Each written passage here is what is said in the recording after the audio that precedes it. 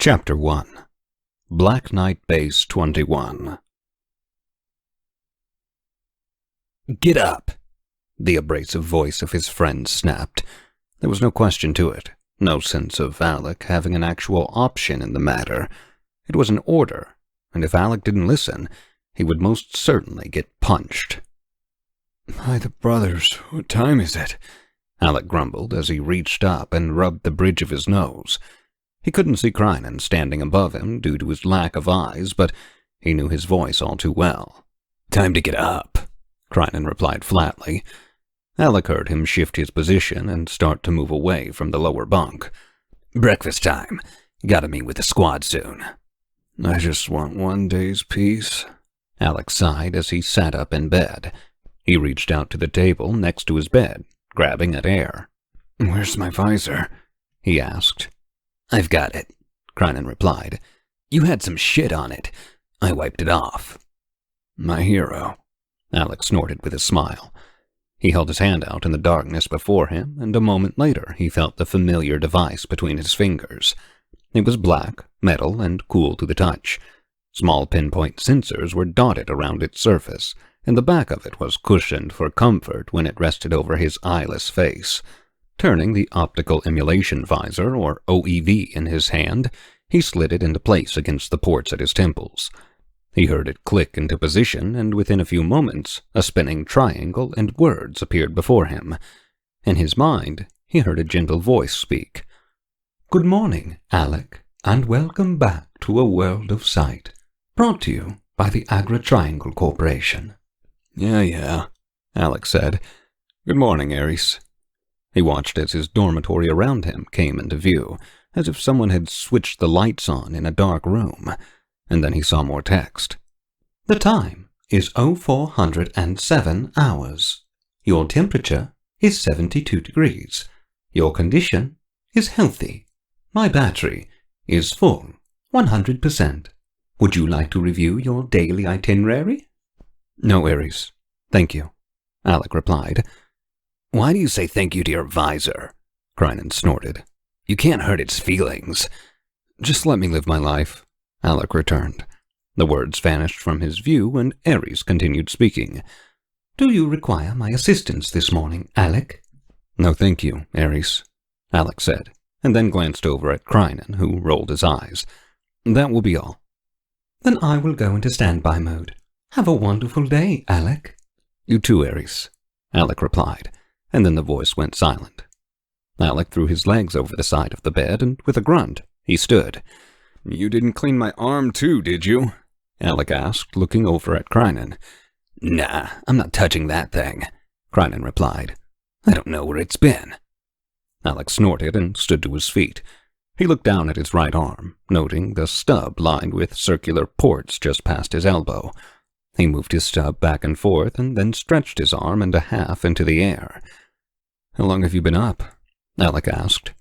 "Didn't sleep," Crinnan replied. Alec sighed and shook his head.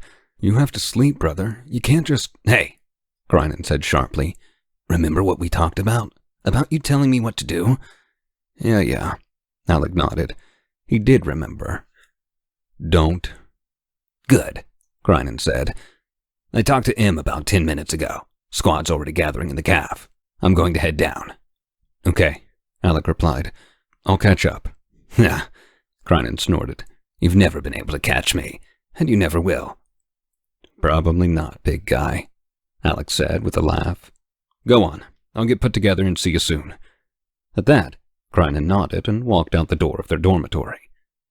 "Cocky bastard," Alec said with a bit of mirth in his voice when his friend was gone. He walked across the room, noting that the two other Centurions he and Crinnan shared it with had already left as well, most likely to the caf. "Good morning, Alec," he whispered as he stepped into the bathroom and looked in the mirror. His dishwater blonde hair was a mess, and he had a bruise on his cheek from sparring with Reiben Fills the day before. Reiben, the younger brother of Captain Bran, got him good with a nasty hook and knocked him out cold. Alec scratched at his beard and took a deep morning breath. Having showered the night before, he grabbed a rag and cleaned the sleep off his face. He gently reached under his OEV and cleaned around his empty eye sockets, and when he was done, He turned his attention to the ports on his arm. Tenderly, he wiped them clean of any dust or grease that had accumulated. He bent his nub upward and slightly zoomed his vision in and activated the light on his OEV for a better look. When he was convinced that the ports were clean, he walked out of the bathroom and back into the main room. He moved past the table in the middle of the room as he made his way to his locker. Reaching out with the only organic hand he had left, he opened the door. Inside were Alec's belongings. On the top shelf he had a variety of knickknacks, the this and that of his everyday life. He saw oils and creams for his scars, tools to maintain his arm and OEV, his phone, and a few notepads and pens, among other less notable items. Hanging from a bar below the top shelf were a few outfits. He had 3 sets of everyday clothing, his ceremonial grays, and then a few athletic outfits he used for working out or sparring.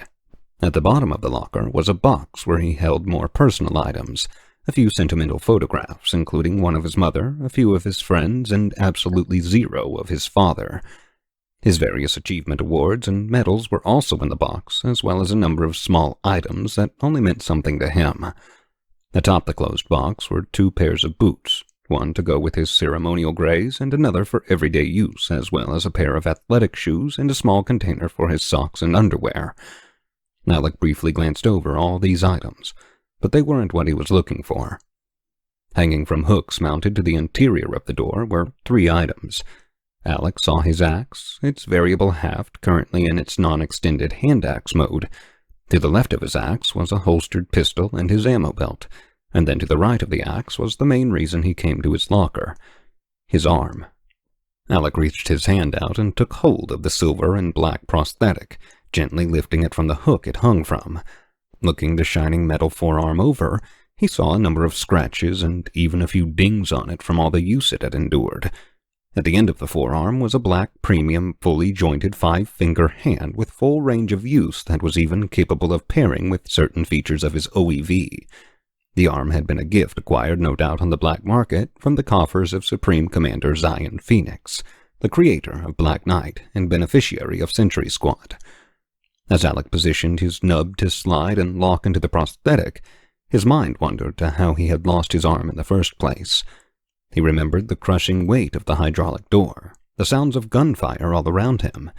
His OEV had been smashed, and Alec couldn't see a thing.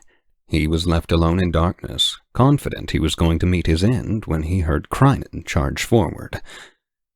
"Hold still," he recalled his dear friend shouting.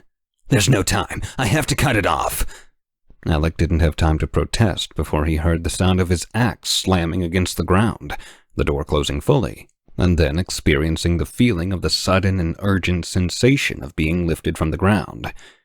He recalled that Crinnan said something very uncharacteristic that day. "You can get a new arm," Crinnan grunted as Alec felt himself being dragged forward. "But I can't get a new friend."